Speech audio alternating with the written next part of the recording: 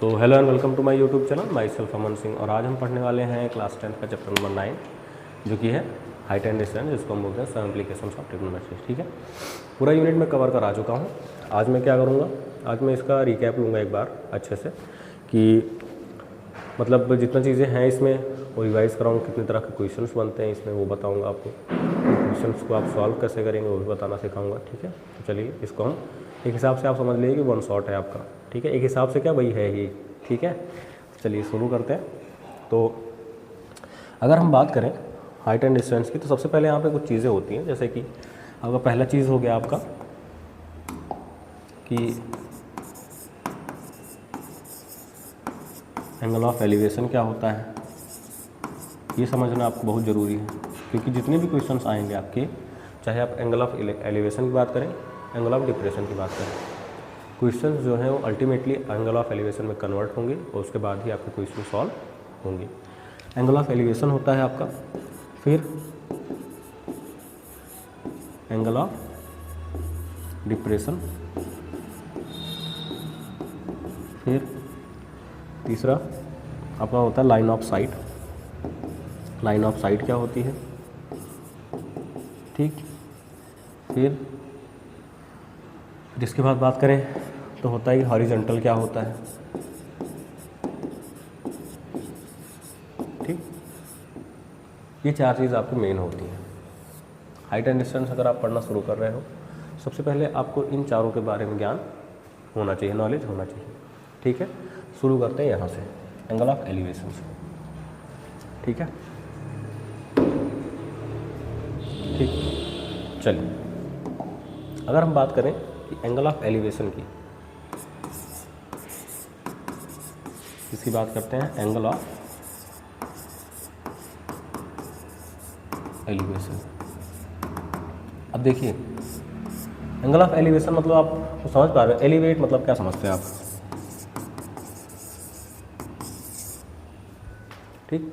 इसका मतलब ये है, एलिवेट मतलब होता है फैलाव, ठीक। जब भी आप किसी भी ऑब्जेक्ट को अपना सर ऊपर करके देखते हैं तो आपका बनता है एंगल ऑफ एलिवेशन। अब एंगल ऑफ एलिवेशन समझने से पहले आपको लाइन ऑफ साइट और हॉरिजॉन्टल समझना होगा। अब देखिए, जैसे कि मान लीजिए आप यहाँ पर खड़े हो, ठीक है, आप यहाँ पर खड़े हो और एक एरोप्लेन है जो यहाँ पे जा रही है, ये एरोप्लेन है जा रही है, ठीक है। अगर आपको इसको देखना है, आप कैसे देखोगे, आपकी आँख देखेगी इसको ऐसे, ठीक। अगर उसको देखना है तो ऐसे देखोगे ना, तो आँख से जो रे निकलेगी एरोप्लेन पर पड़ेगी देखने के लिए, उसको हम बोलते हैं लाइन ऑफ साइट। ये आपकी होगी लाइन ऑफ साइट,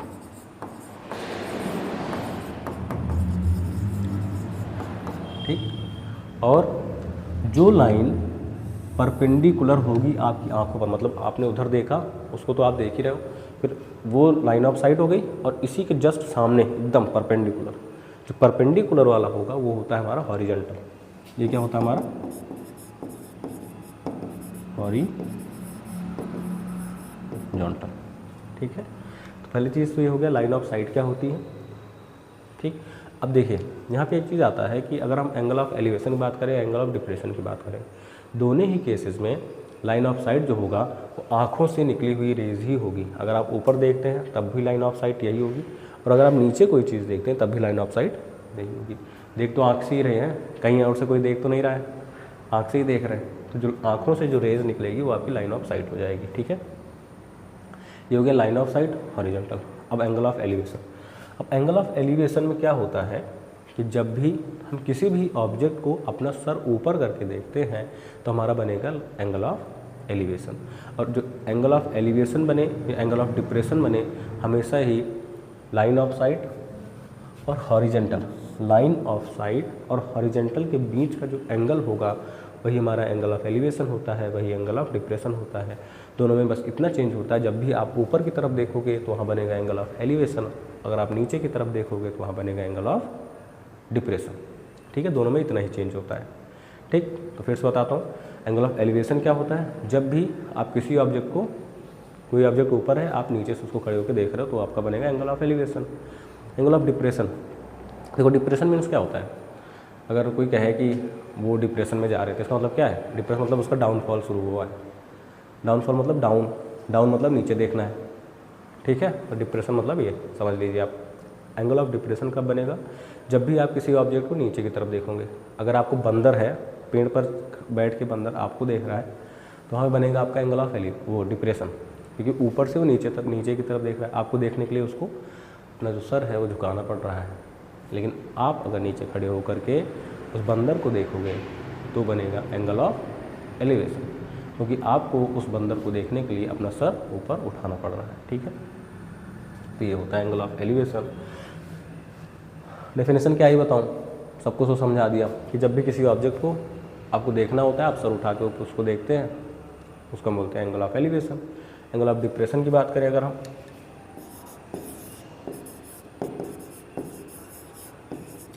डेफिनेशन कहीं नहीं पूछी जाती है, बस आपको इतना पूछा जाएगा कि पूछा भी नहीं जाएगा, आपको समझना होगा कि एंगल ऑफ एलिवेशन अगर बना रहा है तो एंगल ऑफ एलिवेशन कहाँ बनेगा, ठीक। अगर एंगल ऑफ डिप्रेशन बना रहा है तो एंगल ऑफ डिप्रेशन कहाँ बनेगा? इसके बीच में क्या बनेगा? इसके बीच में बनेगा एंगल ऑफ एलिवेशन। एंगल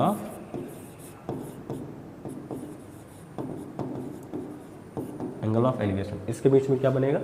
इसके बीच में बनेगा एंगल ऑफ एलिवेशन। अब देखिए, अगर आप यही जो बंदा है यहाँ पे ना खड़े होकर के यहाँ पे खड़ा होता है, ये बिल्डिंग है आपकी, ये आपकी बिल्डिंग है और ये यहाँ पे खड़े हैं, ठीक। तो यहाँ से खड़े होकर के यहाँ पे मान लीजिए इसका दोस्त यहाँ पे खड़ा है, ये इसको देख रहे हैं नीचे की तरफ, तब क्या बनेगा? तब बनेगा एंगल ऑफ डिप्रेशन। ये आपकी हो गई क्या? लाइन ऑफ साइट, ठीक। अब देखिए, ये लाइन ऑफ साइट हो गई। अब यहाँ से अगर मैं ऐसे खींचूँ, जितनी डिस्टेंस इस बिल्डिंग के फुट से यहाँ की है उतनी ही डिस्टेंस इसकी आँखों से यहाँ की भी तो होगी।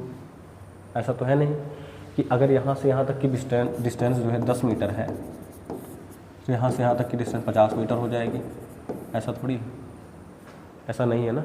जैसे कि मान लीजिए आपके और आपके दोस्त का घर सामने सामने है, ठीक। आपका दोस्त नीचे खड़ा हुआ है, आप उसको छत से देख रहे हो, वो बुलाने आता है चलो चलते हैं खेलने, आप उसको छत से देख रहे हो, तो बनेगा क्या? उसको देखने के लिए आपका एंगल ऑफ डिप्रेशन। अगर एंगल ऑफ डिप्रेशन बन रहा है तो जो उसका घर है जहाँ पे वो खड़ा है, अपने घर के फुट के पास खड़ा है, मतलब अपने घर के यहाँ पे इसका घर है, अपने घर के फुट के पास ही खड़ा हुआ है। तो ऐसा थोड़ी है कि अगर तुम्हारे बिल्डिंग से उसके बिल्डिंग की जो डिस्टेंस है वो 10 मीटर है नीचे फुट टू फुट, तो टॉप टू टॉप उसके घर की और आपके घर की डिस्टेंस 50 मीटर हो जाएगी। ऐसा थोड़ी होगा, चेंज तो होंगे नहीं। जैसे कमरे के ही ले लें, अगर आपके कमरे की लेंथ बॉटम नापें तो 10 फीट अगर है, तो अगर टॉप नापेंगे तो वो भी तो 10 फीट ही आनी है। ऐसा थोड़ी कि 10 फीट इधर है 50 फीट इधर हो जानी है, नहीं होगी ना, सेम ही रहनी है। इसीलिए तो जो आपका हॉरिजॉन्टल बनेगा, मैंने क्या कहा था, ये आपके हमेशा बनेगी लाइन ऑफ साइट, और आँखों के जस्ट जो परपेंडिकुलर होगी वो होती है हमारी हॉरिजॉन्टल। क्या होती है? हॉरिजॉन्टल, ठीक। 50 मीटर नहीं होगी। अगर ये इतना 10 है, ये भी 10 ही होगा। इसलिए मैं इसको बार बार समझा रहा हूँ क्योंकि आपको इसी तरह के क्वेश्चन अभी सॉल्व करने हैं। अब यहाँ पे जो बनेगा एंगल, ये आपका कौन सा एंगल होगा? ये होगा एंगल ऑफ डिप्रेशन, क्योंकि ये एंगल कब बन रहा है? जब भी किसी ऊंचाई पर खड़े होकर के आप किसी ऑब्जेक्ट को जो नीचे रखा हुआ है उसको देख रहे हैं, ठीक है। अब देखिए, हम कभी भी जो क्वेश्चन सॉल्व करते हैं वो एंगल ऑफ डिप्रेशन में नहीं सॉल्व करते हैं। अगर कोई ऑब्जेक्ट एंगल ऑफ डिप्रेशन बना रहा है तो उसको हम पहले चेंज करेंगे एंगल ऑफ एलिवेशन में। क्या करेंगे? पहले हम चेंज करेंगे एंगल ऑफ एलिवेशन में। चेंज कैसे करते हैं? मान लीजिए ए है और ये बी है, ये सी है और ये डी है। तो यहाँ पे देखिए कि अगर हम पैरेलली देखें तो ए बी जो है हमें सी डी के पैरेलल दिखाई दे रहा है कि नहीं? क्यों दिखाई दे रहा है? क्योंकि ये दोनों, पहली चीज़ तो ये दोनों कभी एक दूसरे को इंटरसेक्ट नहीं करेंगे। ए बी जो लाइन है, ए बी टॉप से टॉप की जो डिस्टेंस है और बॉटम से बॉटम की जो डिस्टेंस है, ये दोनों आप कहीं भी कितने भी एक्सटेंड कर लो कभी एक दूसरे को इंटरसेक्ट नहीं करेंगे। पहली कंडीशन ये हो गई।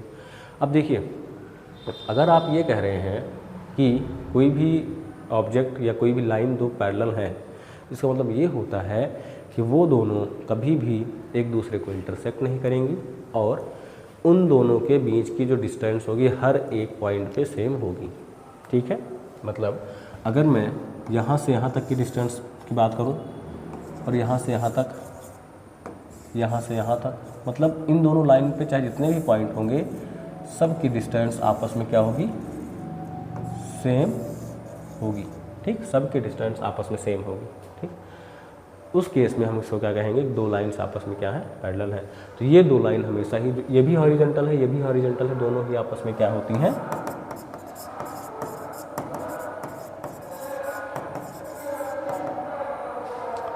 दोनों ही आपस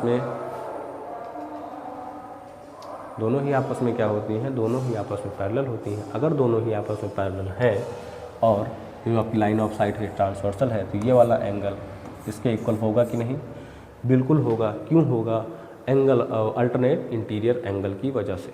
ठीक है, जो आपका एंगल ऑफ डिप्रेशन है वो यहाँ पे आके एंगल ऑफ एलिवेशन बन जाएगा। जब वो एंगल ऑफ एलिवेशन बन जाएगा तब हम इसको क्वेश्चन को सॉल्व करना शुरू करेंगे। ठीक है, मतलब एंगल ऑफ डिप्रेशन में अगर कोई क्वेश्चन है तो हम डायरेक्ट उसको सॉल्व करना नहीं शुरू करते हैं। सबसे पहले हम उसको एंगल ऑफ एलिवेशन में चेंज करेंगे, उसके बाद हम उस क्वेश्चन को सॉल्व करेंगे। ठीक है, इतना तो हो गया कि इतना आपको क्या क्या समझाया मैंने।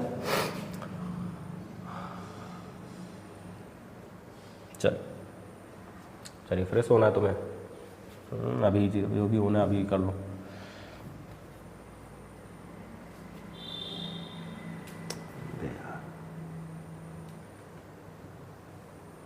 चलो छोड़ो, दूसरी स्लाइड पे आ जाते हैं हम।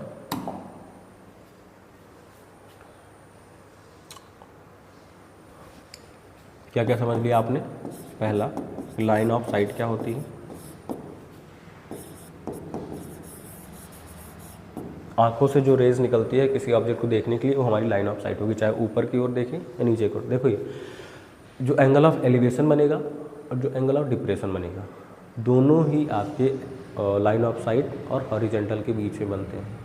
बस कंडीशन ये होती है, अगर कोई ऑब्जेक्ट आप ऊपर की तरफ देख रहे हो तो वहाँ पे बनेगा एंगल ऑफ एलिवेशन, और अगर कोई ऑब्जेक्ट ऊपर से खड़े होकर के आप नीचे की तरफ देख रहे हो तब वो बनेगा एंगल ऑफ डिप्रेशन। जैसे कि एक फ़्लाइट जा रही है, आप नीचे खड़े हो, अगर आप नीचे से उस फ्लाइट को देखते हो तो वहाँ पे बनेगा angle of elevation, line of site और हॉरिजॉन्टल के बीच में।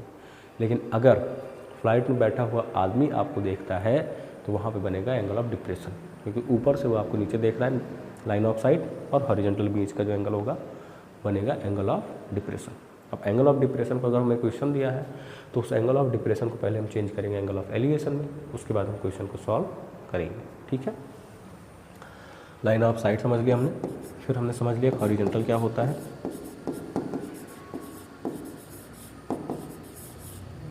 ठीक है, फिर इसके बाद हमने क्या समझा, इसके बाद हमने समझ लिया एंगल ऑफ एलिवेशन क्या होता है,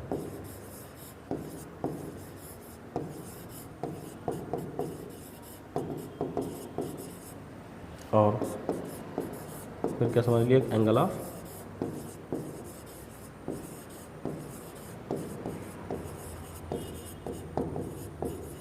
डिप्रेशन क्या होता है। ये चार चीज़ हम समझ लिए। अब इन्हीं चार के बेसिस पे हमारा जो क्वेश्चन होगा, हमारा जो एक्सरसाइज है, हमारी जो एक्सरसाइज है, जितने भी हाइट एंड डिस्टेंस है, इन्हीं चार के ऊपर सॉल्व हो जाएगी आपकी। ठीक है, अब यहाँ पे जो सबसे इम्पॉर्टेंट चीज़ होती है वो ये है कि जब भी आपने पढ़ा होगा ट्रिग्नोमेट्री में हर एक ट्रिग्नोमेट्रिक रेशियो के साथ हर एक पर्टिकुलर एंगल की कुछ वैल्यूज़ होती हैं। वो वैल्यूज़ आपको याद करनी पड़ेंगी, जैसे sin 30, tan 30, cos 30, इन सब की वैल्यूज़ क्या होती हैं, 45, 60 और 0 से 0 डिग्री का एंगल तो बनता नहीं है इसमें, 90। ठीक है, इस तरह के जितने भी ट्रिग्नोमेट्रिक रेशियो के साथ एंगल हैं वो आपको याद होने चाहिए, क्योंकि यहाँ पे इनका यूज़ होना ज़रूरी है। अगर आपने नहीं याद किया है या आपको नहीं समझ में आया है तो मेरी वीडियो पड़ी हुई है उस पर, चैनल पे मेरे अकेडमी IT पे, आप जाके वहाँ से देख सकते हैं। ठीक है, चलिए, तो अब इतना आपको अगर क्लियर हुआ तो हम आते हैं कि इसमें क्वेश्चन किस तरह के आते हैं। ठीक है, तो अगर हम आए अपने पहले टाइप के क्वेश्चन पे, तो जो हमारा है ये हमारा टाइप 1 का क्वेश्चन है। ये हमारा क्या है, टाइप 1 का क्वेश्चन है। टाइप 1 का क्वेश्चन क्या है कि नॉर्मल सा एकदम सब कुछ सीधा सुथरा सा क्या देंगे, और वर्टिकल पोल कह रहे हैं, एक वर्टिकल पोल है।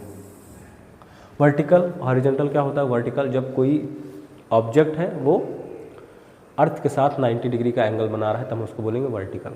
ठीक है, जैसे रोड है, रोड हमारी वर्टिकल नहीं है, ये हॉरिजॉन्टल है। जब कोई चीज़ अर्थ पे लेटी हुई हो, पड़ी हुई हो, उसको हम बोलेंगे हॉरिजॉन्टल। तो ये क्या है, आपका वर्टिकल पोल है।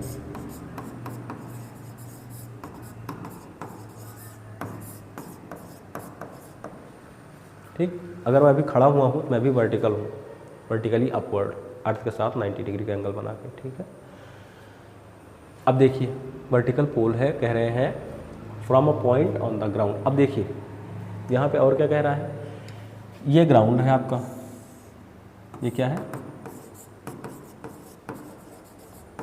ग्राउंड। कह रहे हैं ग्राउंड पर एक पॉइंट है, ग्राउंड पर क्या है, एक पॉइंट है, एक वर्टिकल पोल है जो कि खड़ा हुआ है, ग्राउंड पर एक पॉइंट है जहाँ से, फिर क्या करें, from a point on the ground 25 metre away from the foot of the pole. ये आपका क्या है, ये है आपका फुट, और ये क्या है, ये है आपका टॉप। ठीक, कह रहे हैं वो जो पॉइंट है, ये जो पॉइंट है ये इस ग्राउंड पे वर्टिकल पोल है, इससे 25 मीटर की डिस्टेंस पर है। ठीक, क्या कह रहे हैं, एक वर्टिकल पोल है और ग्राउंड पर ही एक पॉइंट है, जो पॉइंट उस पोल के फुट से 25 मीटर की डिस्टेंस पर है। फिर क्या कह रहे हैं, away from the foot of the pole the angle of elevation of top is found to be 60 degree. अब कह रहे हैं कि यहाँ से, इस पॉइंट से जो एंगल ऑफ एलिवेशन, अब देखिए एंगल ऑफ एलिवेशन कह रहे हैं, यानी कि इस ग्राउंड के पॉइंट से देख रहे हैं। अगर इस ग्राउंड के पॉइंट से ऊपर की तरफ देखेंगे, यानी कि ये आपकी क्या हो गई, ये हो गई आपकी लाइन ऑफ साइट।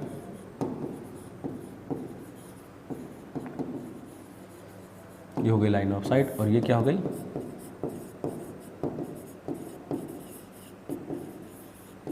हॉरिजॉन्टल। ठीक, लाइन ऑफ साइट और हॉरिजॉन्टल के बीच में जो एंगल बन रहा है, सीधा सीधा बोल दिए एंगल ऑफ एलिवेशन। कहाँ बोले, ये एंगल ऑफ एलिवेशन। अगर एंगल ऑफ एलिवेशन बोल दिए, इसका मतलब ये है कि उस पॉइंट से आप वो जो पोल है उसके टॉप को देख रहे हैं, मतलब नीचे खड़े होकर के, ये पोल है, पोल के टॉप को आप देख रहे हैं, तभी तो आपका एंगल ऑफ एलिवेशन बनेगा, क्योंकि कितने डिग्री का है, 60 डिग्री का। फिर क्या कह रहे हैं, find the height of the pole. आपको हाइट फाइंड करनी पोल की। ये पोल है, इसकी हाइट मान लेते हैं कि h है। अगर मैं इसको a कहूँ, इसको b कहूँ, इसको c कहूँ,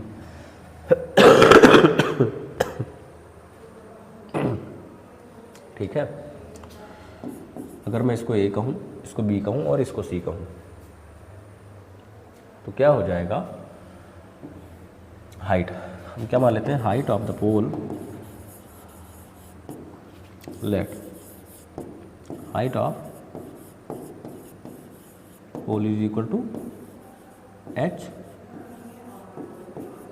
मीटर।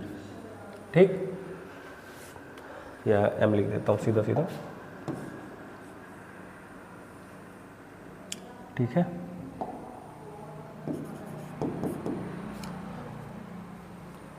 अब देखिए कुछ करना है नहीं आपको। ठीक है, अब एक काम करिए, अब इसको 1 मिनट में आप ट्राई करिए, यानी कि 60 सेकेंड, फिर मैं सॉल्व कराता हूँ।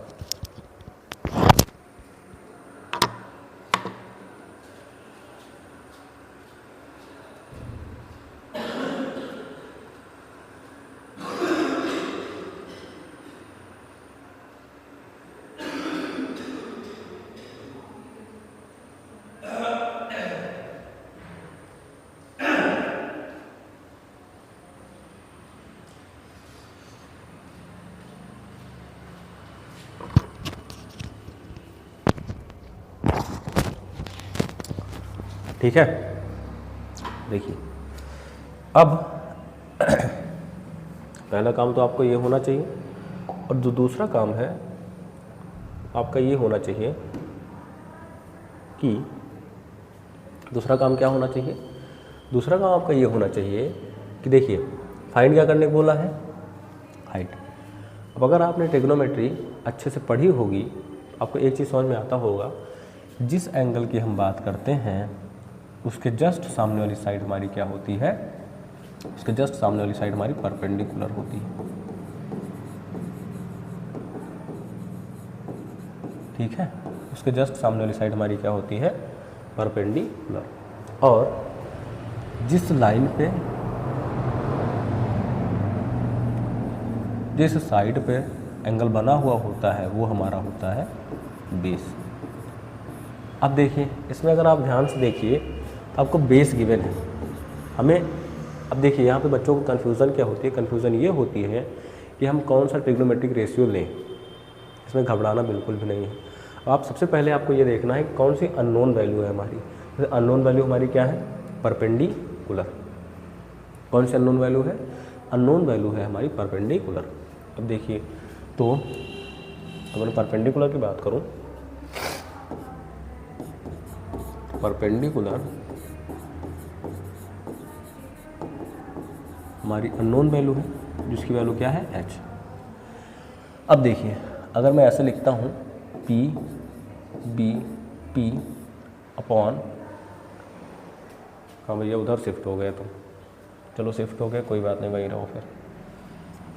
हाँ, P B P upon H H B. अब देखिए परपेंडिकुलर अननोन है, परपेंडिकुलर किस में आता है, आपको ये तो पता होगा कि ये है क्या आपका, ये है आपका साइन, ये क्या है आपका, ये है आपका कॉस, और ये क्या है आपका, ये है आपका टैन। साइन और टैन में आपका परपेंडिकुलर आ रहा है।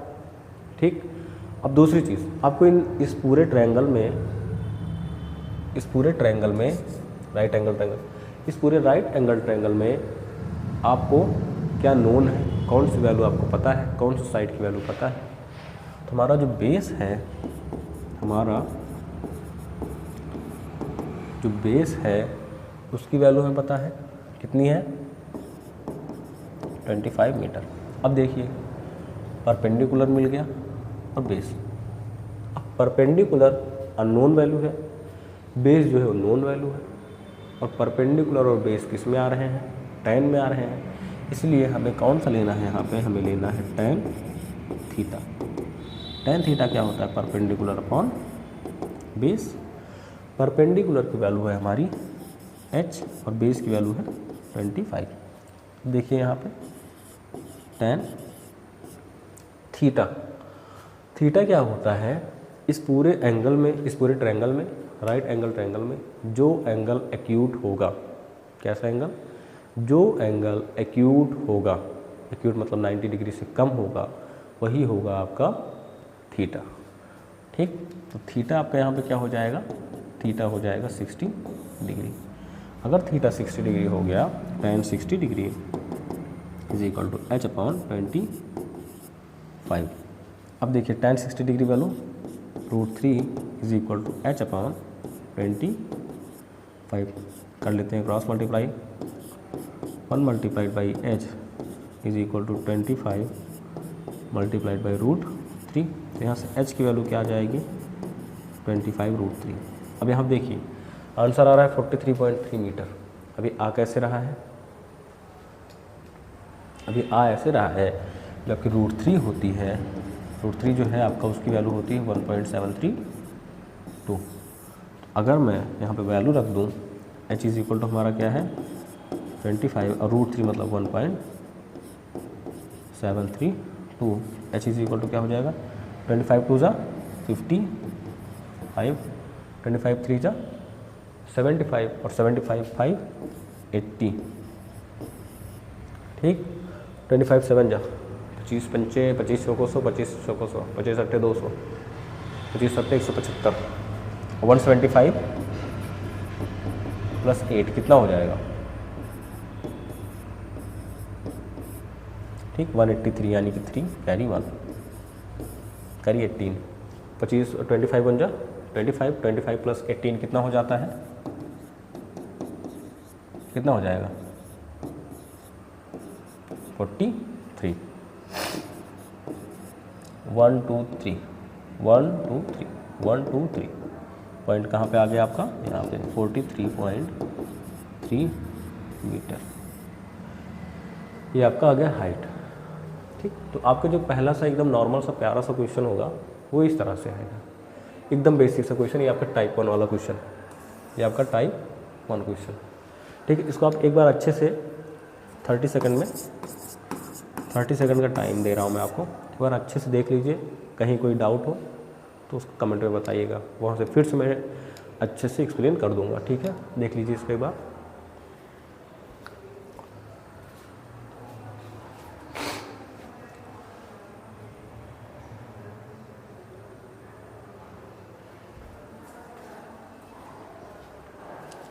तो हो गया हमारा पहला टाइप का क्वेश्चन।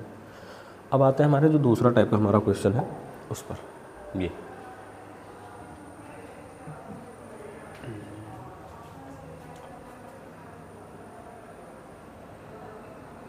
शैडो, ये हमारा होता है टाइप 2। ये हमारा है, रेड से नहीं लिखता हूँ यार, रेड डेंजर का साइन हो जाता है, घबरा जाओगे फालतू का। टाइप 2 ये हमारा टाइप 2 का क्वेश्चन है।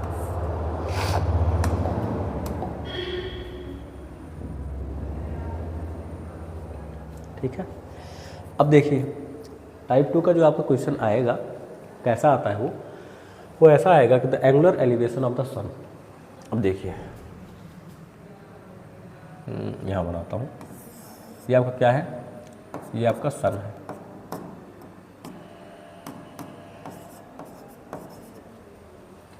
अब यहाँ पे देखिए एंगुलर एलिवेशन, इसका मतलब क्या बोल रहा है, ये बोल रहा है एंगल ऑफ एलिवेशन।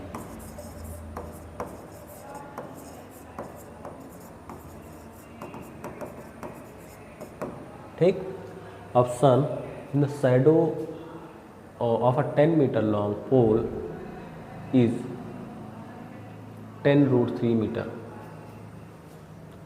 फाइंड क्या करना है आपको, एंगल ऑफ एलिवेशन फाइंड क्या करना है। अब दूसरा टाइप का जो क्वेश्चन होगा सब कुछ दिए रहेंगे आपको, उसमें आपको angle of elevation angle find करने को बोल देंगे। वो कैसे होगा, देखिए एक पोल है, ठीक, ये क्या है, पोल है, उस पर शैडो बन रही है। कैसी बन रही है, सन से जो शैडो बन रही है वो कैसी बन रही है, फिर से देखता हूँ। Find the angular elevation of the sun. Sun का एंगुलर एलिवेशन बताना है आपको। सन का एंगुलर एलिवेशन बताने का मतलब ये है, मान लीजिए सन यहाँ पे है और पोल यहाँ पे है, तो सन का एंगुलर एलिवेशन क्या होगा, ताकि उसकी जो when shadow of a 10 metre long pole is 10√3, ये जो पोल है इसकी लेंथ कितनी बोल रहे हैं, 10 मीटर है, और इसकी जो शैडो बन रही है, इसकी जो शैडो बन रही है, अब देखिए अगर पोल यहाँ पर है, फिर से बताता हूँ मैं,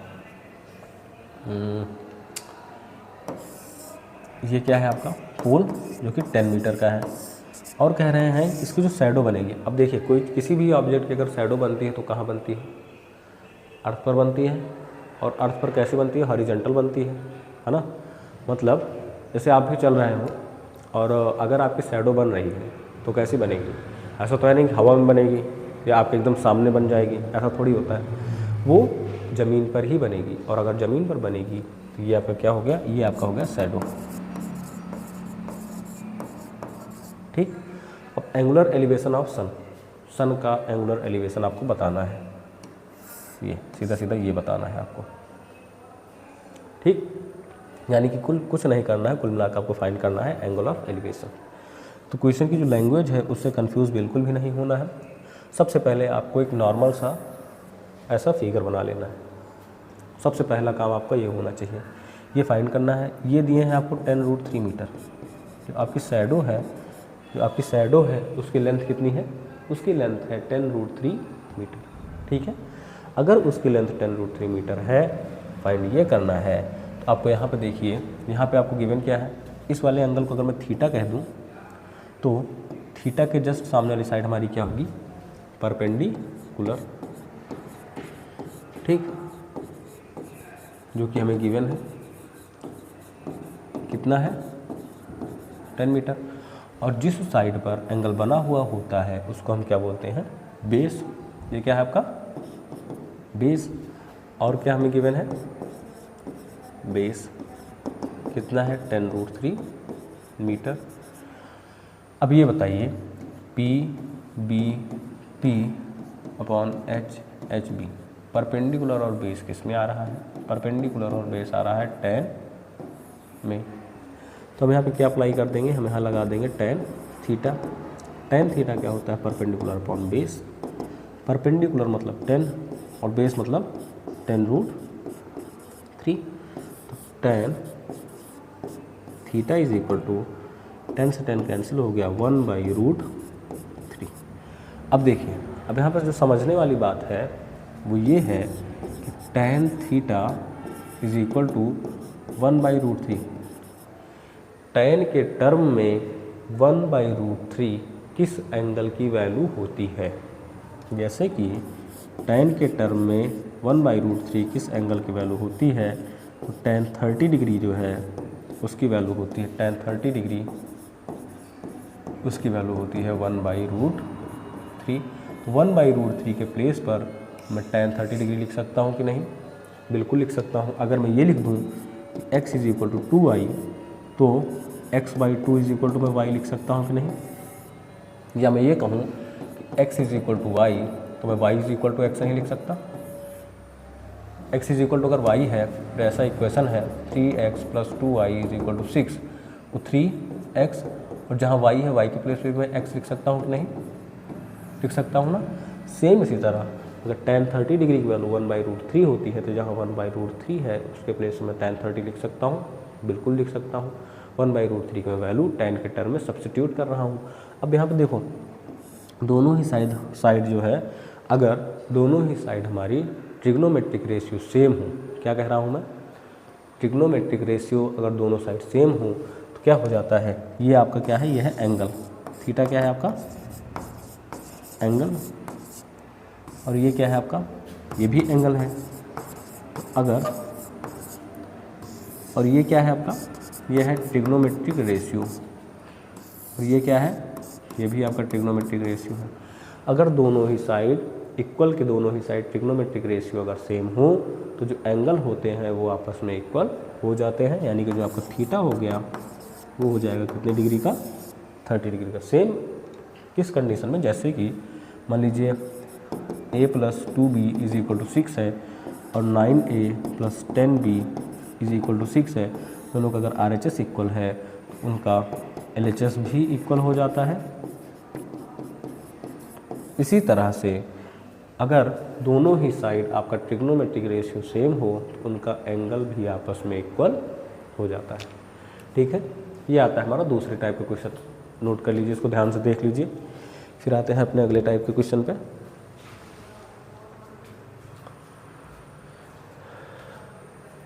ठीक है,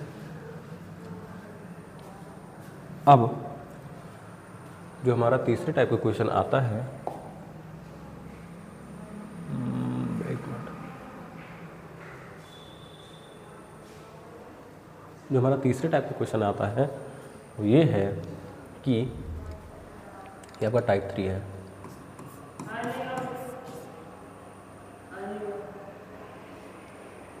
जो आपका टाइप 3 है, जो आपका टाइप 3 वाला क्वेश्चन है,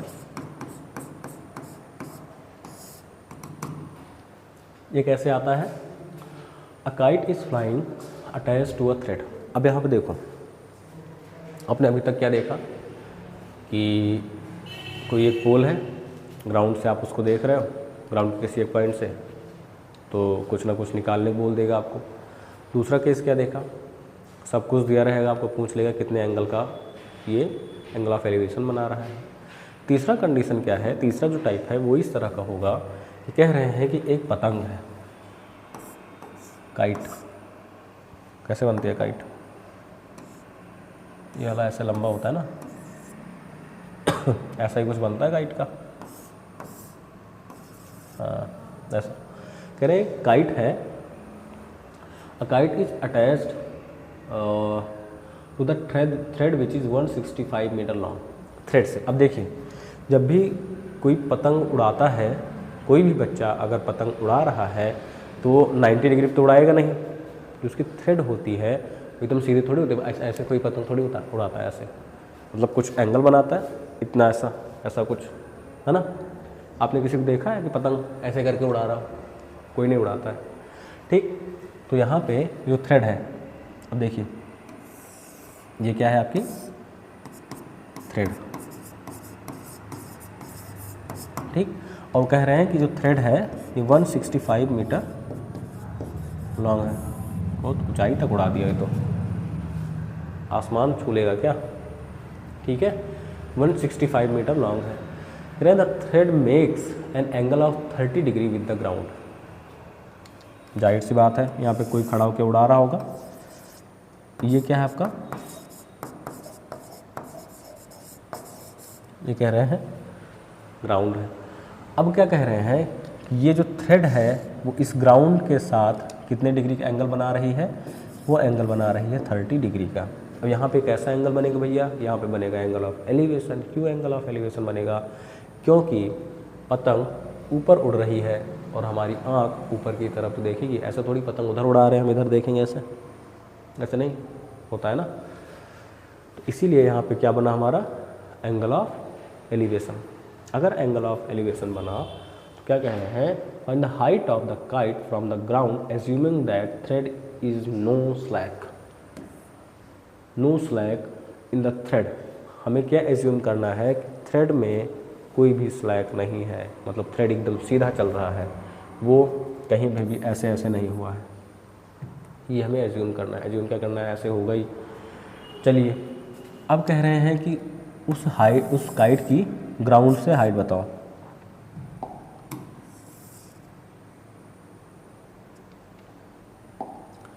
उस काइट की ग्राउंड से हाइट बताओ, यानी कि ये, ठीक, इतना, ठीक है। चलिए फिर से समझा देता हूँ क्वेश्चन ये कह रहा है कि पतंग उड़ रही है ऊपर, और जिस थ्रेड से वो पतंग उड़ रही है वो कोई काट नहीं पाया अभी उसको, भाई लंबा चली गई ना 165 मीटर। जिस थ्रेड से वो पतंग उड़ रही है उसकी लेंथ 165 मीटर है, और कह रहे हैं वो ग्राउंड के साथ 30 डिग्री का एंगल भी बना रही है। फिर क्या कह रहे हैं, आप ये बताओ कि हाइट्स उससे ग्राउंड से वो पतंग कितनी ऊंचाई पर है। थ्रेड का तो हमें लेंथ दे दिए, ग्राउंड से हाइट वो पतंग कितनी ऊंचाई पर है, ये आपकी क्या है, काइट है। अब देखिए इस तरह के क्वेश्चन में सबसे पहले आप क्या करोगे, ये लिखोगे। मैं तो कहता हूँ कि आप कोई भी क्वेश्चन सॉल्व करने जाओ ट्रिग्नोमेट्री का, चाहे हाइट एंड डिस्टेंस का, सबसे पहले आपको ये लिखना चाहिए। अब यहाँ पे देखो, आपको सबसे पहले आपको ये लिखना होता है गिवन क्या है। गिवन क्या है आपका? गिवन है हाइपोटेनस, राइट एंगल के जस्ट सामने वाली साइड हमें गिवन है, यानी कि हाइपोटेनस हमें गिवन है। क्या गिवन है? हाइपोटेनस गिवन है, जो कि कितनी है, 165 मीटर। फाइंड क्या करने बोल रहे हैं, हमें थीटा भी गिवन है। थीटा कितना दिया है? इस राइट एंगल ट्रायंगल में जो एक्यूट एंगल है वही होता है हमारा थीटा, और एक्यूट एंगल क्या है, 30 डिग्री। तो हमारा जो थीटा दिया है वो कितना दिया है, 30 डिग्री दिया है। अगर थीटा हमारा 30 डिग्री दे दिया है और हमें फाइंड करने क्या बोल रहा है, फाइंड करने बोल रहा है हाइट। हाइट मतलब कि जिस एंगल की हम बात करते हैं उसके जस्ट सामने वाली साइड हमारी क्या होती है, इसके जस्ट सामने वाली साइड हमारी होती है परपेंडिकुलर,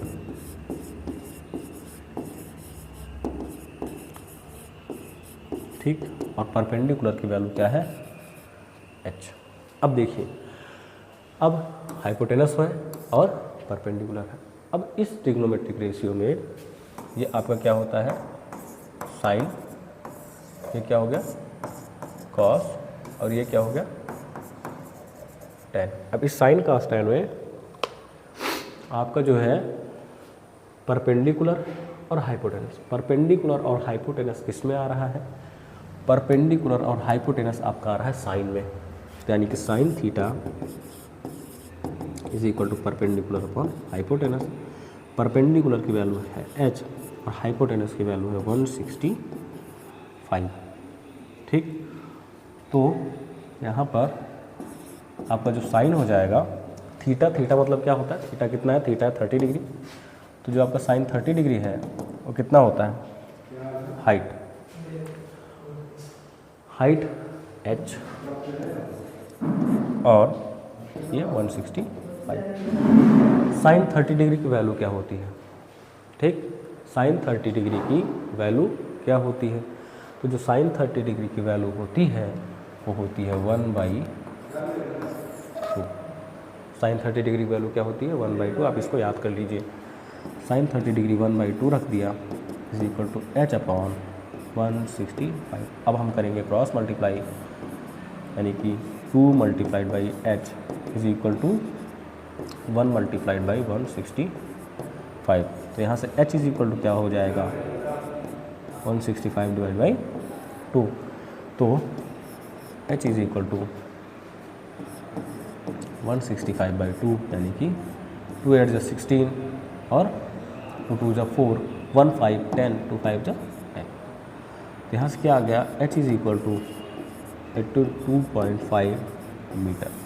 मतलब जो काइट की थ्रेड है वो तो 165 मीटर की है, लेकिन जो काइट है वो ग्राउंड से 82.5 मीटर की डिस्टेंस पर है।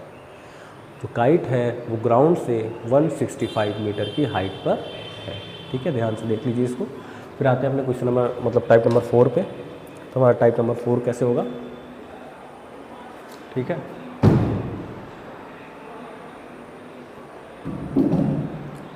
ठीक है, टाइप नंबर 4 हमारा क्या होगा,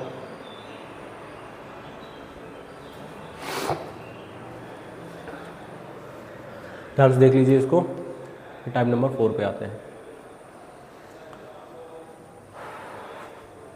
देखो वीडियो कैसे आ रहा है, सही आ रहा है कि नहीं, बीच बीच में ये भी देखना होता है ना। ठीक तो आ रहा है, चलिए।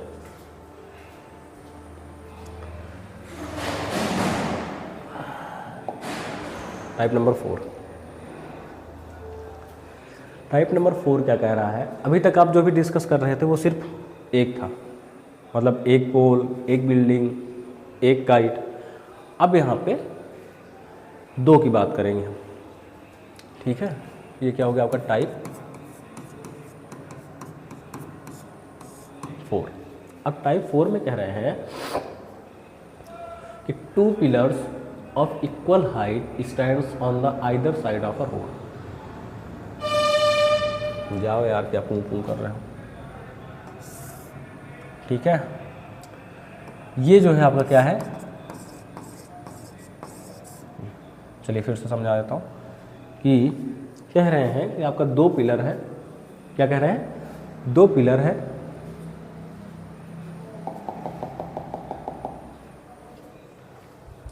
कह रहे हैं आपका 2 पिलर है और वो दोनों रोड के एक इस किनारे हैं और एक इस किनारे है। अगर मैं ये कह दूं कि ये आपका क्या है,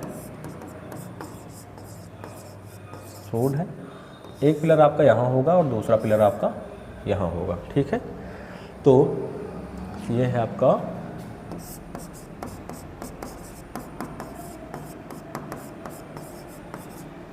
फर्स्ट पिलर, ये है आपका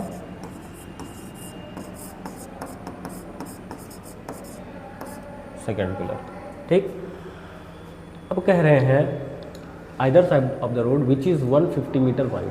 अब कह रहे हैं जो रोड है वो 150 मीटर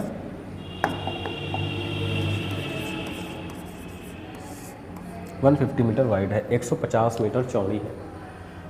फिर at a point on the ground between the pillars, जो पिलर है हमारे उसके बीच में ग्राउंड पर, यहाँ पर मान लीजिए यहाँ पर रोड के यहाँ पर कोई एक पॉइंट है, ठीक।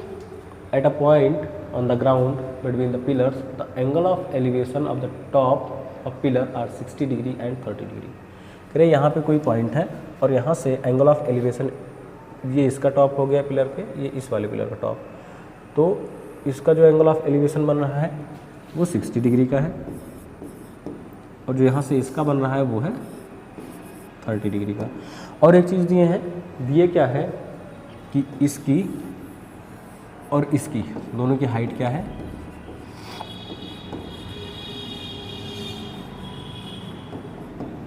सेम हाइट है। दोनों की हाइट कैसी है, दोनों ही की हाइट सेम है। Find the height of each pillar and the position of the point on the road. कह रहे हैं पहली चीज़ तो आप हाइट फाइंड करो। क्या फाइंड करो, पहली चीज़ तो आप हाइट फाइंड करो दोनों की, जो एक की हाइट होगी वो दूसरे की भी हाइट होगी। और दूसरा चीज़ ये कह रहे हैं कि ये जो पॉइंट है इस वाले पिलर से कितने डिस्टेंस पर है और इस वाले पिलर के कितने डिस्टेंस पर है।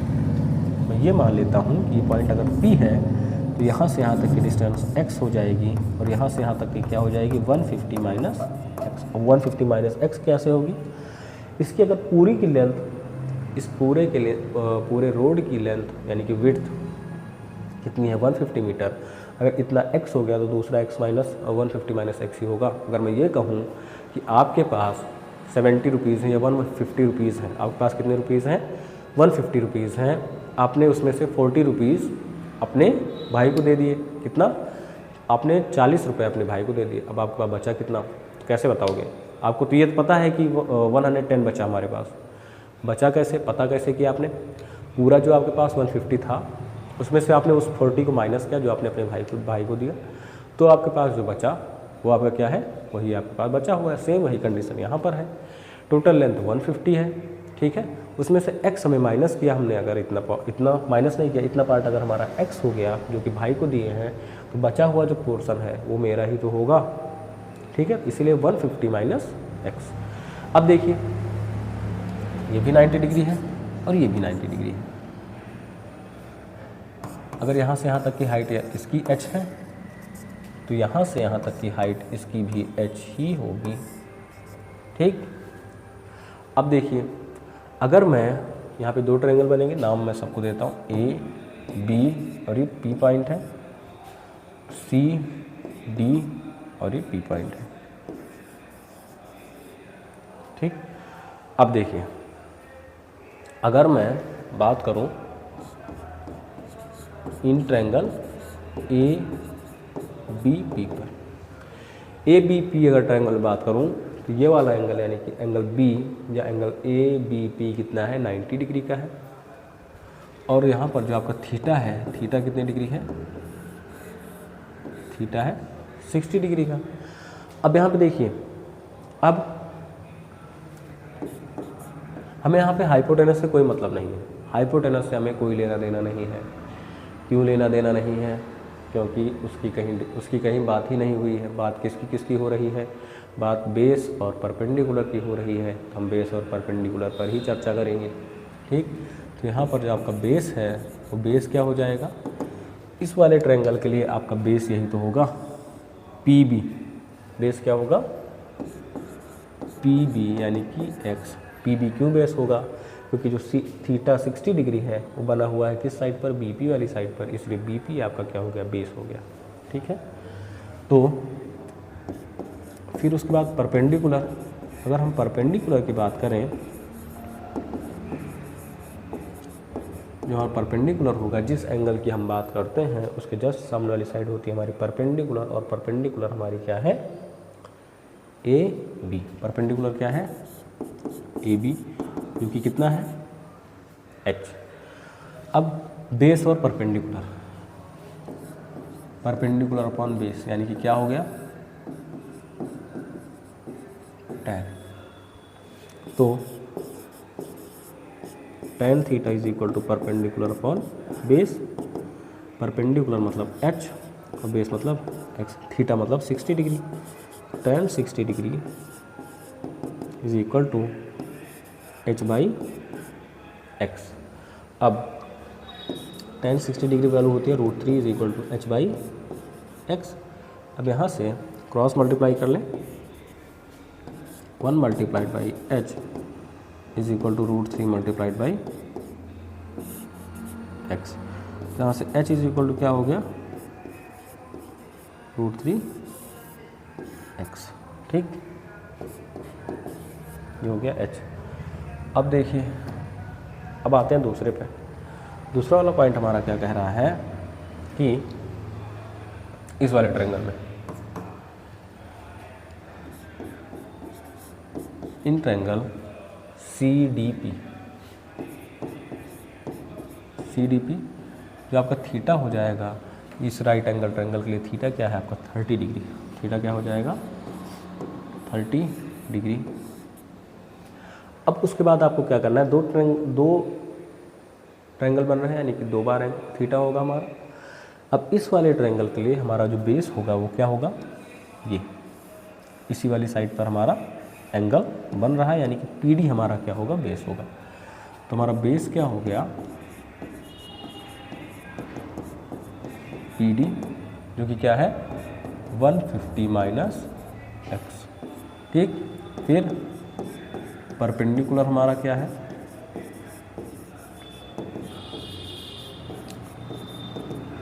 परपेंडिकुलर है हमारा CD, यानी कि H। इसमें भी बेस अपॉन परपेंडिकुलर, यानी कि tan theta, perpendicular upon base, perpendicular upon base. Perpendicular मतलब H और बेस मतलब 150 माइनस एक्स। tan थीटा मतलब 60, तो सॉरी यहाँ पे कितना डिग्री है, 30 degree. H upon 150 minus x. tan 30 degree value होती है 1/√3 is equal to H upon 150 minus x. Cross multiply कर लेते हैं, तो यहाँ से 1 multiplied by 150 minus x is equal to √3 multiplied by H। अब ब्रैकेट ओपन करें तो क्या हो जाएगा, 150 minus x is equal to √3 multiplied by H की वैल्यू क्या है हमारी, H की वैल्यू है √3x।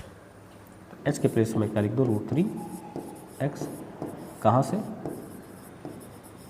From equation 1। इक्वेशन 1 से हमने H की वैल्यू उठाई है। तो यहाँ से कितना हो जाएगा, 150 minus x is equal to √3 multiplied by √3 multiplied by √3 हो जाएगा हमारा √3 का स्क्वायर। √3 का स्क्वायर मतलब स्क्वायर से कैंसिल, बचा क्या 3। कितना हो गया 3x। 150 is equal to 3x plus x, ये माइनस में था उधर गया तो प्लस में। 150 इज इक्वल टू 4x। फिर यहाँ से 150 अपॉन में 4 is equal to x, cancel करेंगे, 4 3 जा 12, बचा कितना 3 30, 4 6 जा 24। अब देखिए बचा कितना है यहाँ पे 3, यानी कि कितना हो गया 30। 34 से बन जा 28, बचा क्या 2, 24 5 जा 20, यानी कि x की वैल्यू कितनी आ गई 37.5। ये मतलब ये जो पॉइंट है ये BP मतलब जो हमारा सेकेंड वाला पिलर है, सेकेंड पिलर से कहाँ लिख दूँ, 37.5 मीटर की डिस्टेंस पर है फ्रॉम सेकेंड पिलर से।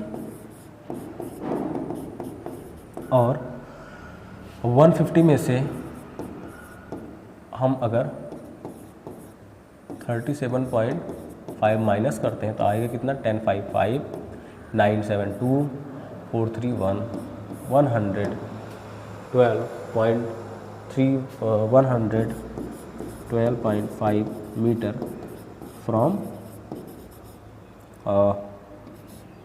First pillar. ठीक, अब क्या फाइंड करना है, अब फाइंड करना है आपको हाइट। ठीक, अब हाइट फाइंड करना है तो फ्रॉम इक्वेशन 1 अगर हम देखें इक्वेशन 1 से, तो इक्वेशन 1 हमारा क्या कहता है, h is equal to √3x। तो h is equal to √3 multiplied by x।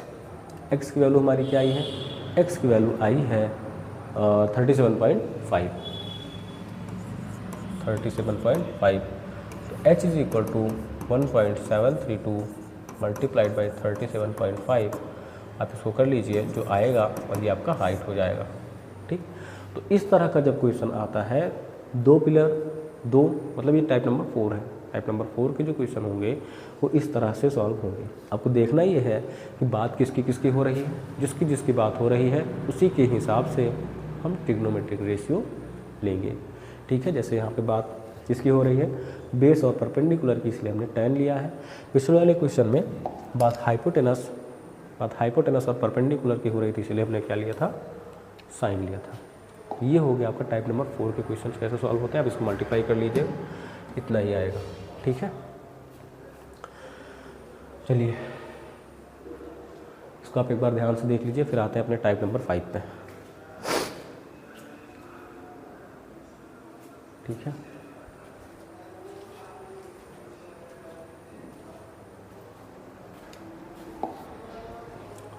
हमारा टाइप नंबर 5 वाला क्वेश्चन है, ये मुझे पर्सनली बहुत अच्छा लगता है ये वाला क्वेश्चन। ठीक है, और जहाँ तक मैं जानता हूँ, अगर आप बोर्ड देने जा रहे हैं तो एक क्वेश्चन आना ज़रूर है। नहीं, ये वाला क्वेश्चन नहीं है, रिवर वाला है। ये मेरा फेवरेट क्वेश्चन ये वाला है। कहाँ गया, टॉप ऑफ द बिल्डिंग, ये भी नहीं है। देख कहाँ गया भैया मेरा वाला क्वेश्चन।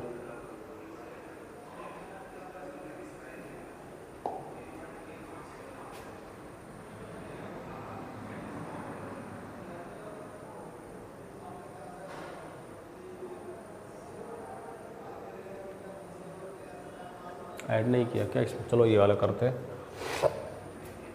लास्ट टाइम बताता हूँ। ये हमारा कैसा है, 5, टाइप 5 वाला क्वेश्चन है।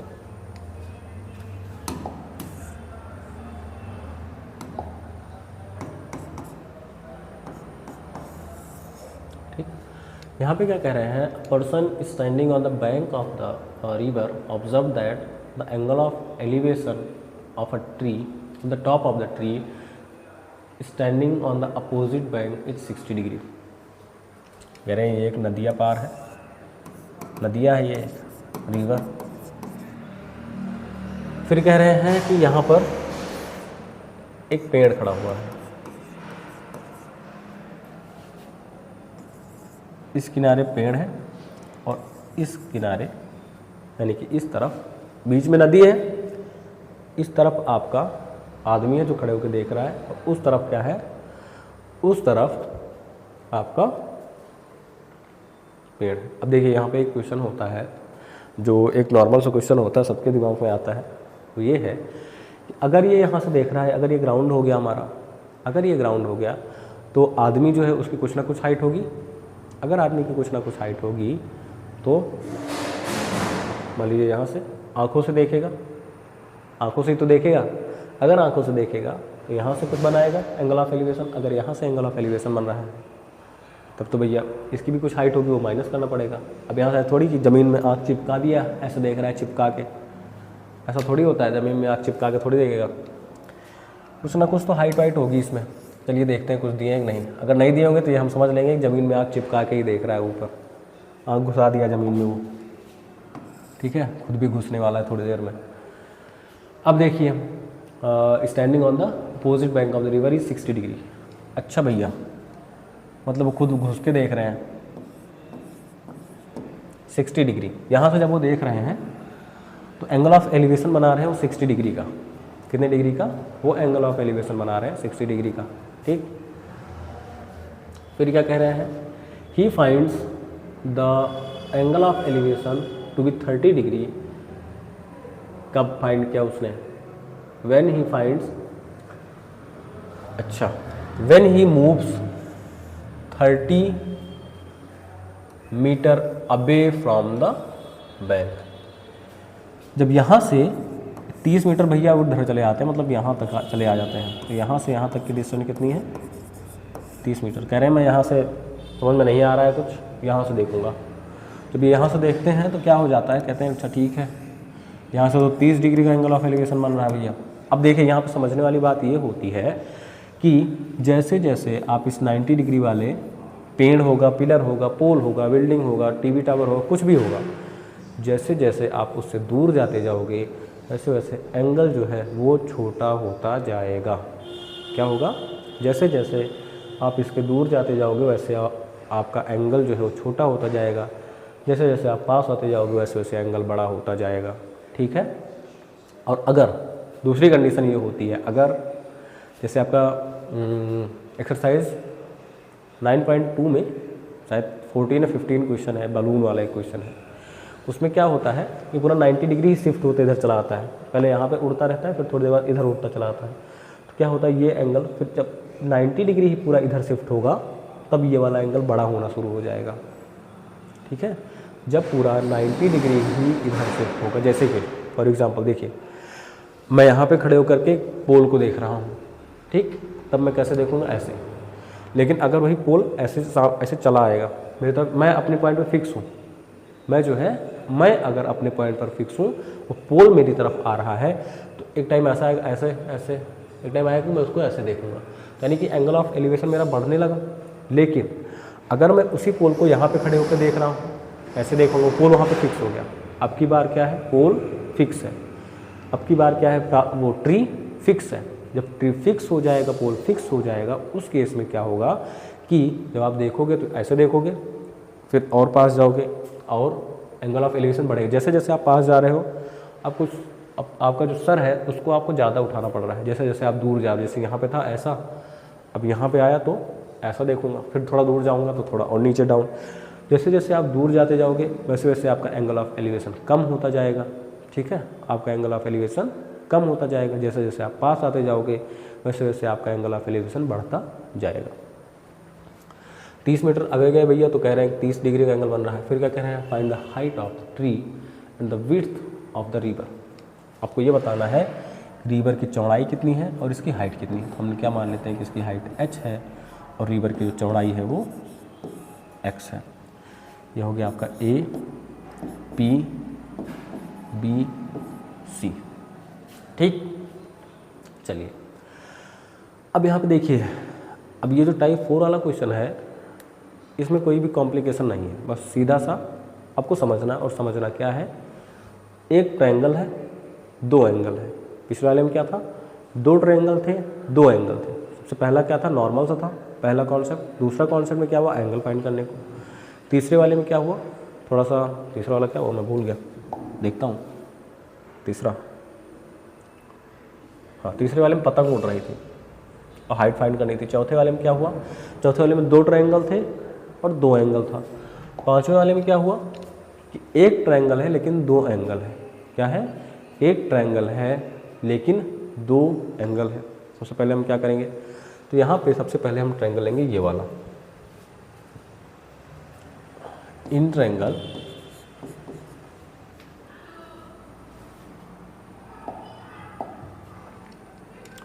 इस पे आया, इसी पे है, ये वाला ट्रायंगल मैं लूँगा, ये। ठीक, ध्यान से देखिएगा, CBP, in triangle CBP। CBP वाले में जो आपका थीटा होगा वो कितना होगा? CBP ट्रायंगल में कौन सा एंगल एक्यूट एंगल है? वो है 60 डिग्री, यानी कि थीटा क्या हो गया आपका? 60 डिग्री। आप इतना समझ लीजिए, अगर मैं जितना बता रहा हूँ आप उसको उतने ध्यान समझते हैं तो आपको कहीं भी और पढ़ने की ज़रूरत नहीं है।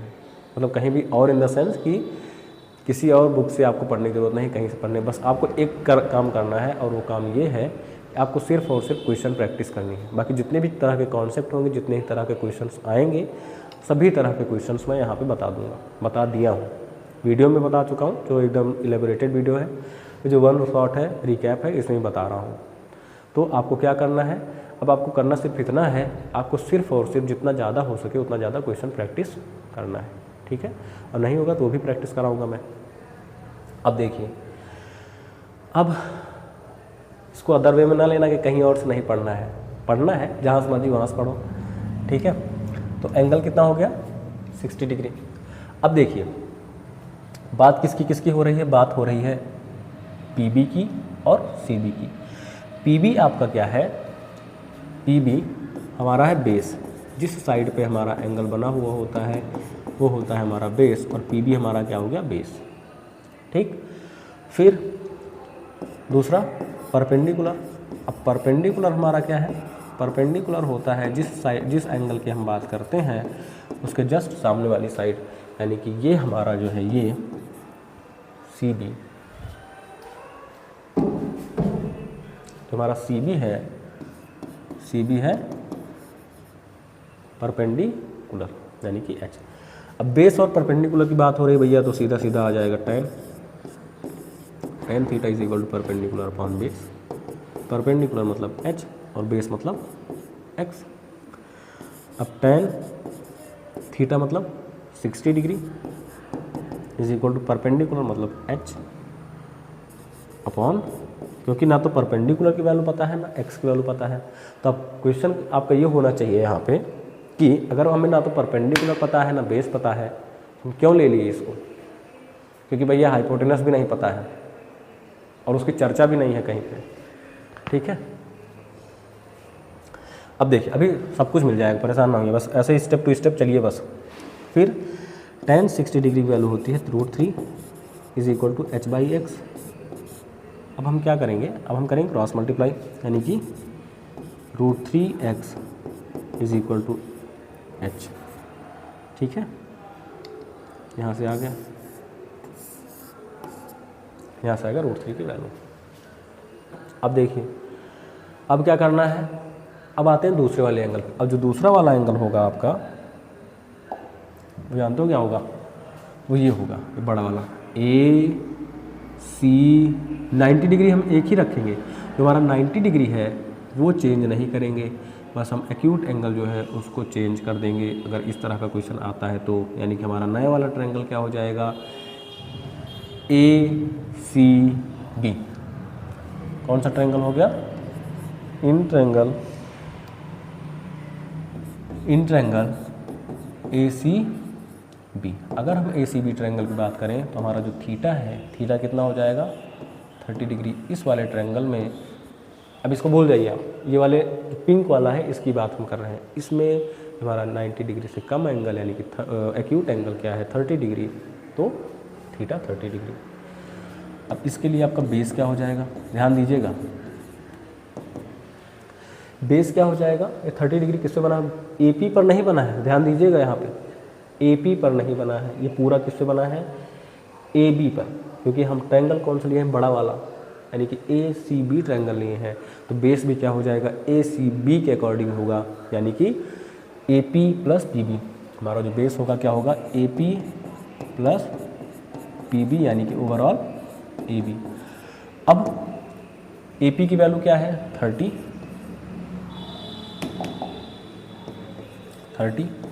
और पी बी की वैल्यू क्या है? x, यानी कि हमारा जो यहाँ पे बेस हो जाएगा वो हो जाएगा 30 प्लस एक्स। फिर आते हैं हमारे परपेंडिकुलर पे।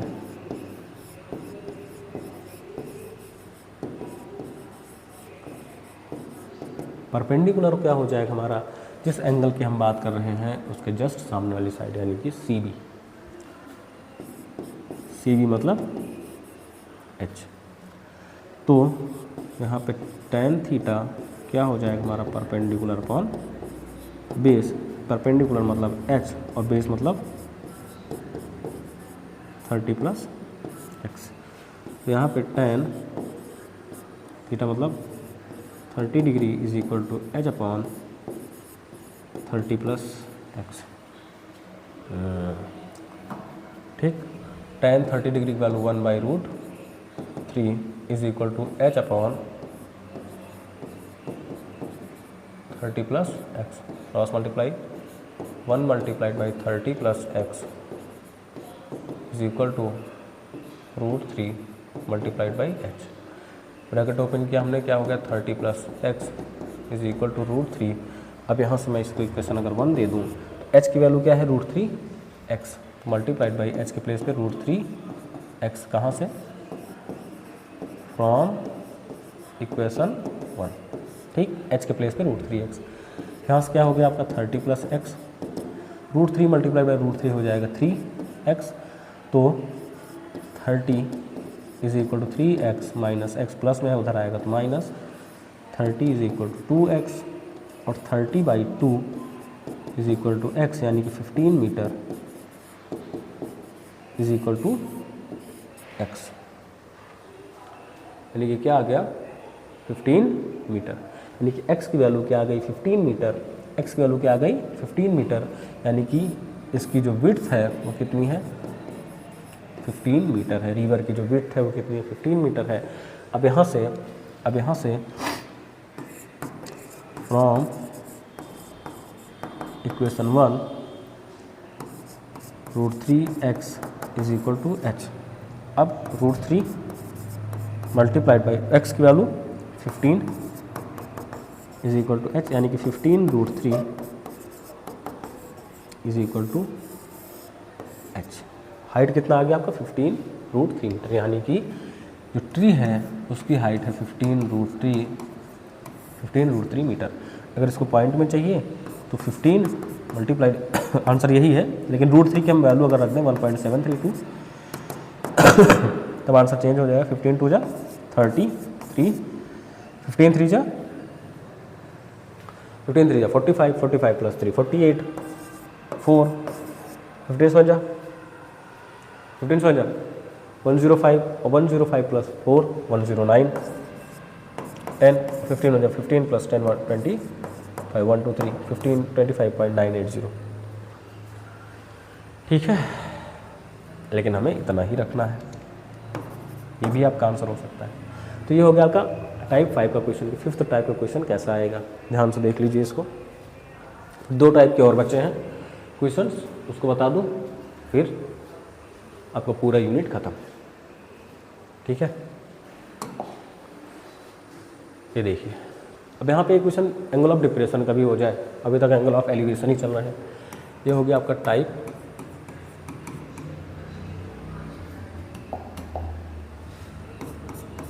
6। कह रहे हैं from a top of a building 60 metre high. क्या कह रहे हैं, एक बिल्डिंग है, ये एक बिल्डिंग है जिसकी हाइट कितनी है 60 मीटर ग्राउंड से। ठीक, फिर क्या कह रहे हैं, the angle of depression of the top and bottom of a tower are observe to be 30 degree. अच्छा, चलिए बिल्डिंग थोड़ा सा और बड़ी बनानी पड़ेगी।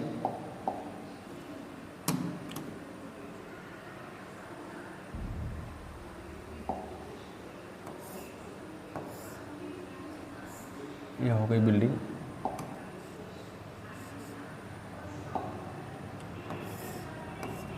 ठीक। कह रहे हैं यहाँ पर एक टावर है, यहाँ पर क्या है, यहाँ पर ये है आपका टावर, और ये क्या है आपकी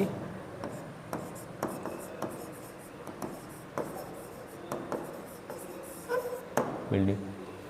इस टावर से, इस बिल्डिंग से जब कोई देख रहा है तो angle of depression of the top and bottom, देखिए पहले टॉप लिखा है फिर बॉटम लिखा है, यानी कि जो पहला वाला एंगल है वो टॉप के हिसाब से है और जो दूसरा वाला एंगल है वो बॉटम के। ठीक है, तो चलिए शुरू करते हैं। तो टॉप का जो एंगल ऑफ डिप्रेशन है, अब देखिए एंगल ऑफ डिप्रेशन बन रहा है, मतलब ये हमारी लाइन ऑफ साइट हो गई। ये क्या हो गई, लाइन ऑफ साइट, ये हो गया हॉरिजॉन्टल, तो जो एंगल बनेगा वो ये होगा, यानी कि ये हो गया आपका 30 डिग्री। और इसके बॉटम का मतलब ये पूरा एंगल हो गया 60 डिग्री का।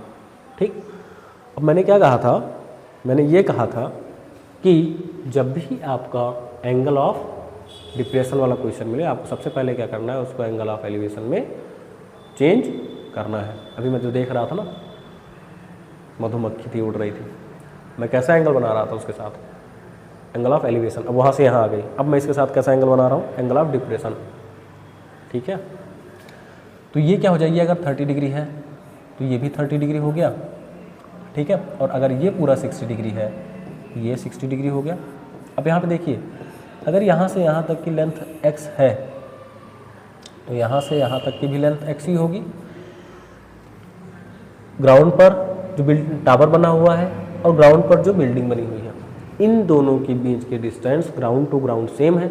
अगर ग्राउंड टू ग्राउंड सेम है तो फिर टॉप टू टॉप सेम होगी,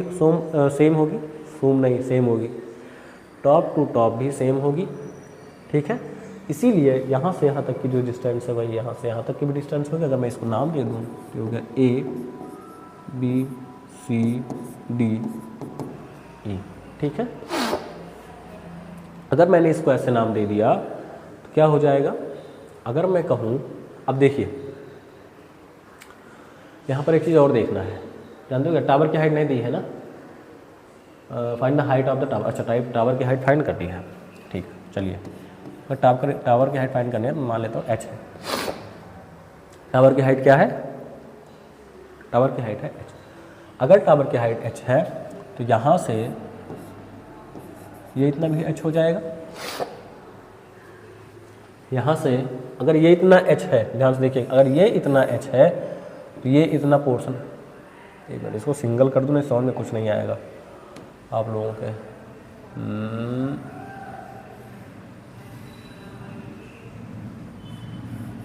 ठीक,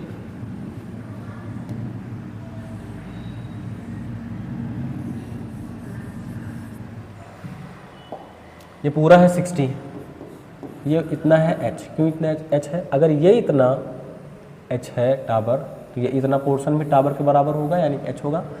अगर ये इतना h हो गया, ये इतना पूरा 60 है तो ये इतना कितना हो जाएगा, 60 माइनस h। इस पूरे में से h को हम माइनस करेंगे तो हमारा क्या आएगा, 60 माइनस h। ठीक है, अब अगर हम बात करें इन ट्रायंगल ये वाले की AEB, यानी कि ये वाले ट्रायंगल की AEB। ठीक, अगर हम इस वाले ट्रायंगल की बात करते हैं तो ये हमारा 90 डिग्री बन रहा है। इन ट्रायंगल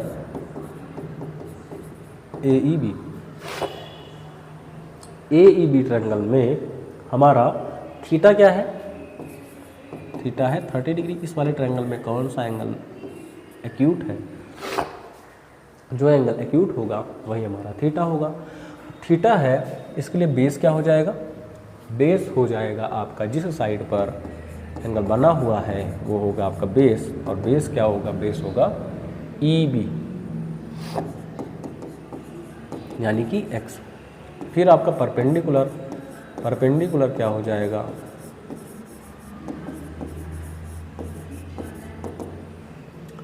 जिस साइड की हम बात कर रहे हैं, जिस एंगल की हम बात कर रहे हैं उसके जस्ट सामने वाली साइड हमारी होती है परपेंडिकुलर। परपेंडिकुलर मतलब AB, और AB मतलब 60 माइनस h। अब यहाँ पे परपेंडिकुलर और बेस की बात हुई, यानी भैया सीधा सीधा बिना कुछ सोचे समझे tan थीटा लगा दो। tan थीटा होता है परपेंडिकुलर अपॉन बेस। परपेंडिकुलर मतलब 60 माइनस h और बेस मतलब x। tan थीटा मतलब 30 degree, 60 minus h upon x। अब 60 tan 30 1/√3 is equal to 60 minus h upon x, cross multiply, x is equal to 60 minus h और ये √3। यहाँ से क्या हो गया, ये x is equal to, bracket open करते हैं, 60√3 माइनस h√3। ठीक है, चलिए इसको ऐसे रखते हैं। अब आते हैं, यहाँ से आ गई ये हमारी क्या है, ये है x की वैल्यू। अब दूसरा ट्रायंगल पे आते हैं। इन ट्रायंगल, दूसरा ट्रायंगल हमारा क्या होगा, दूसरा वाला ट्रायंगल होगा ये वाला ADC। इन ट्रायंगल ADC जो आपका थीटा हो गया, थीटा कितना हो गया 60 डिग्री। तो यहाँ से आपका बेस क्या हो जाएगा, थीटा अगर 60 डिग्री हो गया यानी कि एक्यूट एंगल, और जिस साइड पर एंगल बना हुआ होता है वो होता है बेस, यानी बेस क्या होगा आपका DC, और DC की वैल्यू क्या है x। और फिर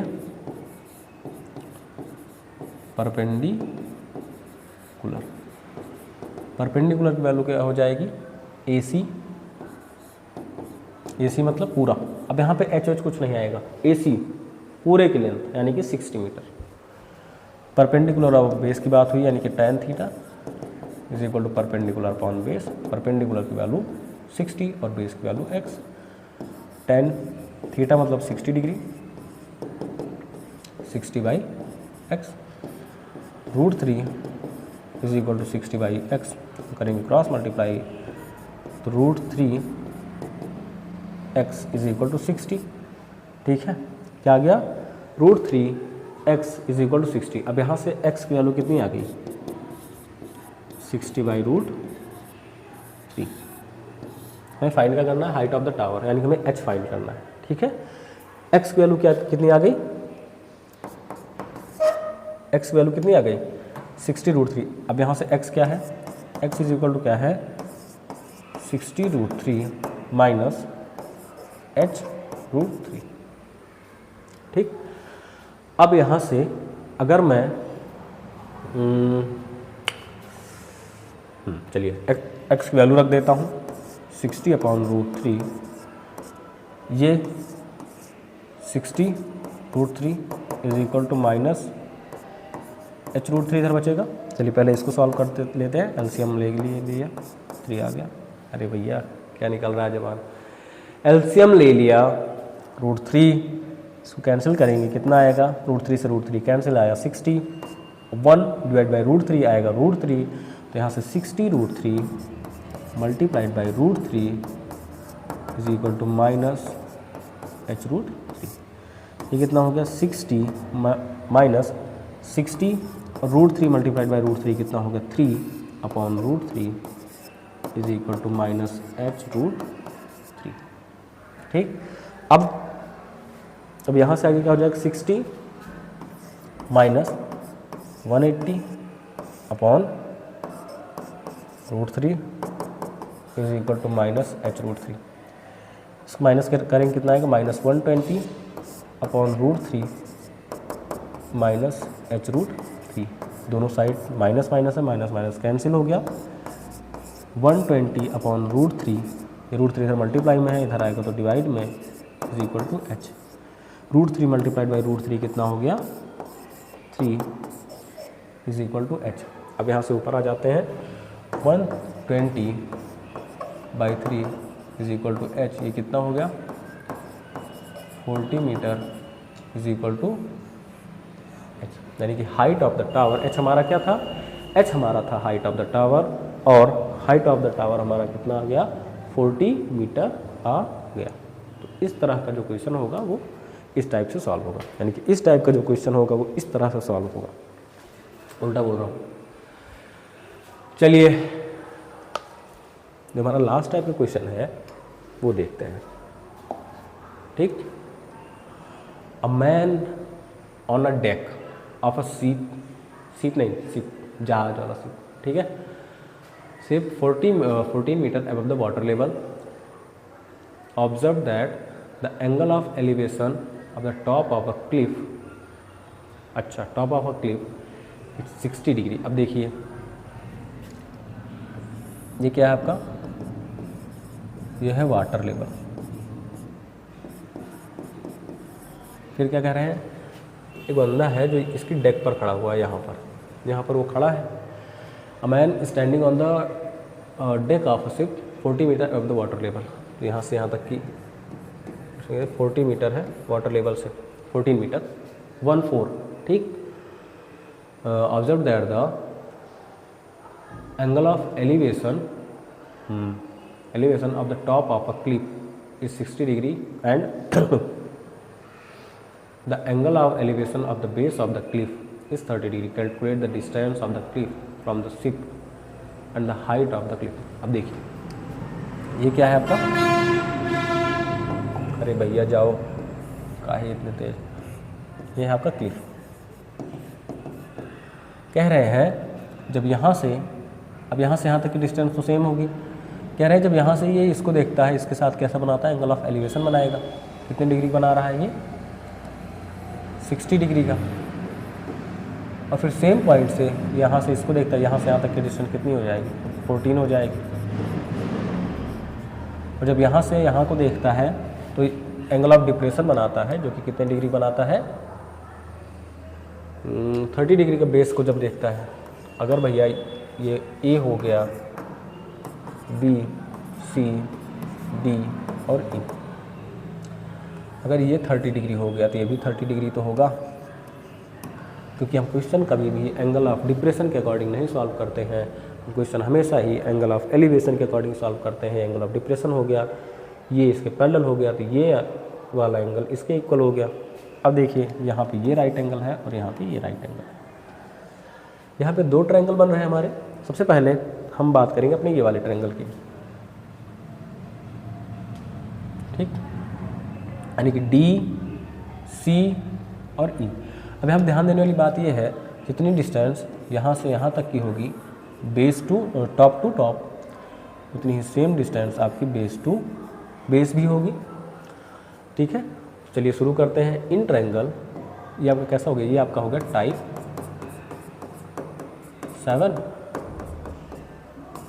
7 वाला ही तो है,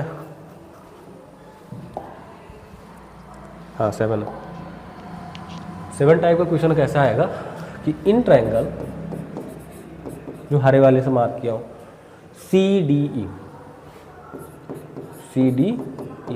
यहाँ पर थीटा क्या हो जाएगा, इस वाले ट्रायंगल में आपका एक्यूट एंगल कौन सा है, एक्यूट एंगल है 30 डिग्री, यानी कि थीटा क्या हो गया 30 डिग्री, ठीक। अब देखिए सी डी ई 30 डिग्री हो गया। अब अगर ये 30 डिग्री हो गया, आप क्या करोगे, इसके जस्ट सामने वाली साइड हमारी क्या हो गई, परपेंडिकुलर। परपेंडिकुलर क्या हो गया,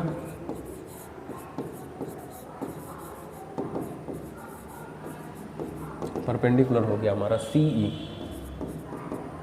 और बेस हमारा हो गया डी ई, जिस पर एंगल बना हुआ है। बेस और परपेंडिकुलर की बात हुई है, यानी कि tan theta perpendicular upon base. Perpendicular की वैल्यू क्या हो जाएगी हमारी, परपेंडिकुलर की हमारी वैल्यू हो जाएगी 14 और बेस की वैल्यू x, तो tan x थीटा मतलब 30, 14 अपॉन x, tan 30 डिग्री की वैल्यू होती है √1/√3, 14 upon x cross multiplied by x is equal to 14√3 metre. ये आ गई आपकी x की वैल्यू। अगर ये आपकी x वैल्यू आ गई तो ये अगर इतना 14√3 आ गया तो ये इतना भी 14√3 होगा, ठीक। तो अब अगर हम बात करें in triangle A B C triangle की अगर हम बात करते हैं, तो यहाँ पे जो आपका थीटा हो जाएगा वो कितना हो जाएगा 60 डिग्री एक्यूट एंगल। तो आपका परपेंडिकुलर क्या हो गया,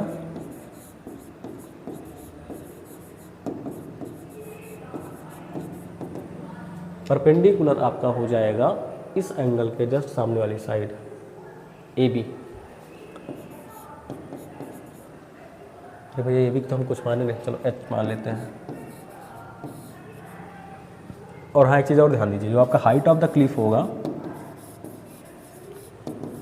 हाइट ऑफ क्लिफ जो होगा वो क्या हो जाएगा, A B plus B D, क्या हो जाएगा ए बी टोटल ना प्लस बी डी, मतलब एच प्लस 14, ठीक है। तो ए बी हो गया, ए बी मतलब एच, और बेस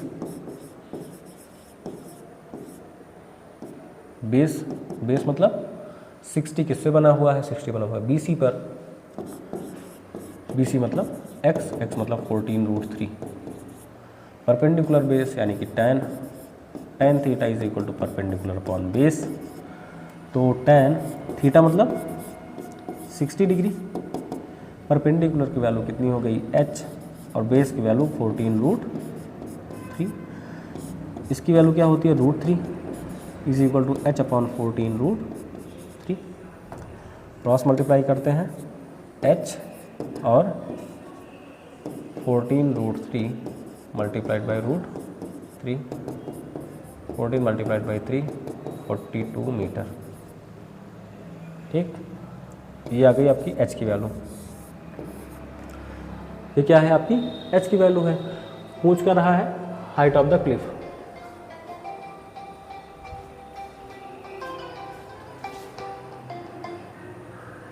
पूछ कर रहा है height of the Cliff. Height of the Cliff क्या है h+14 यानी कि h की वैल्यू 42 + 14 यानी कि 56 मीटर।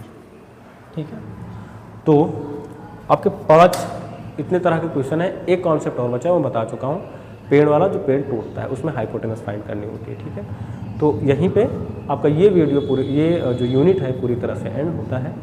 आप इसको देख सकते हैं। ठीक है, चलिए भैया, थैंक यू।